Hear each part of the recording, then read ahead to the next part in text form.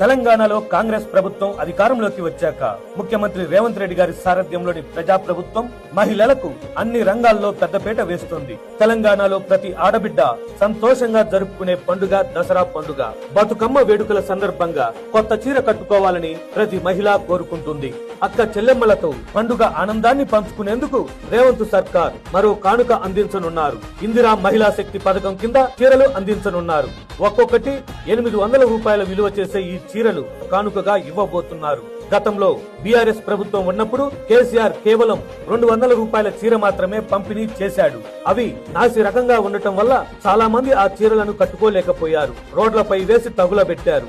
కొంతమంది ఇంట్లో మసిగొడ్డలుగా వాటిని వాడారు. ఆ తప్పిదాలను పునరావృతం చేయకుండా ఈసారి కాంగ్రెస్ ప్రభుత్వం నాణ్యమైన చీరలను అందించేందుకు చర్యలు తీసుకుంది. సెప్టెంబర్ 22 నుంచి 30 వరకు చీరల పంపిణీ చేయనున్నారు.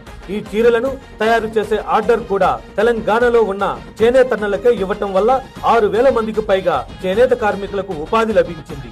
దీంతో చేనేత రంగం కూడా ప్రోత్సాహం పొందుతోంది.